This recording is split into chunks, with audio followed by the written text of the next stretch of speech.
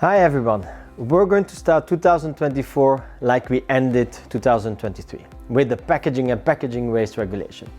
Now, this is the final stretch, the trilogue negotiations between the three institutions, and the objective is to get a deal by the beginning of March so that the European Parliament can adopt its position at the plenary in April. Now, it's going to be difficult. We're on a really tight timeline. But therefore, we're going to dive straight into it with our 4 priorities for these trilogues. Delphine and I are looking forward to sharing with you our thoughts. First, deposit and return systems, or DRS. We are very happy to see that all 3 EU institutions support the mandatory introduction of DRS. However, we are concerned by the call to lower the threshold for allowing exemptions from this obligation. DRS are one of the most efficient systems to increase the collection rates of beverage packaging, facilitate their recycling, and allow us to meet both our collection and recycled content targets. The EU cannot lower its ambitions here. EU decision makers should stick to the original 90% collection threshold, or, as a compromise, not go lower than the Parliament's proposal of 85%. Second, closed-loop recycling. The European Parliament has recognized the benefit of closed-loop recycling and adopted a number of amendments to promote this.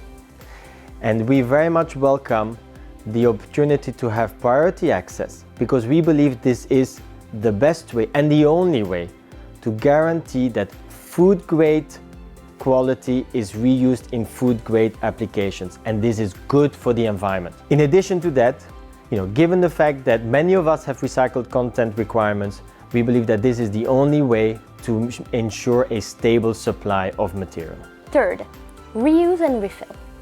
Reuse and refill will help reducing packaging and packaging waste, and that's why our sector has been investing in more and more reusable and refillable solutions. However, the EU also has to respect the complementary rules of reuse and recycling.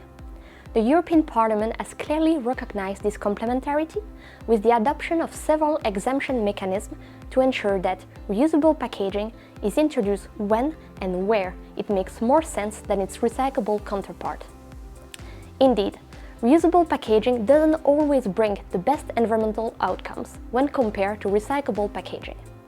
We therefore call upon the 3 EU institutions to maintain this important concept of complementarity in their final agreement. We are also very happy to see that all institutions recognize the role of systems enabling refill, such as dispensers. Indeed, all types of reusable and refillable solutions should be accounted towards achieving the reuse and refill targets. Fourth and final point, group packaging. Our sector is committed to reducing packaging, but we should not forget that every packaging type has a function and a value. Good packaging, for example, primarily serves consumer convenience. They are designed to simplify the handling, the transportation and the storage of multiple products. We therefore believe that the Parliament and Council's proposal to extend the restrictions on single-use plastic group packaging to bottles needs to be reconsidered.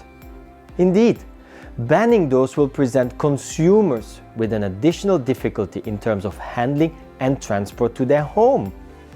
Everyone can typically pack 6 1.5 liters bottles in one group, and you will all agree it is challenging to transport this without group packaging.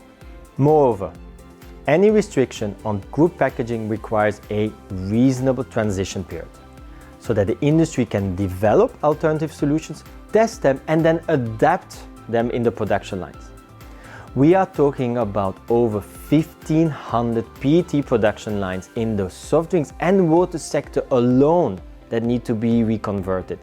This is a massive task and requires a reasonable transition period. We only have a couple of months to go to create a truly enabling PPWR.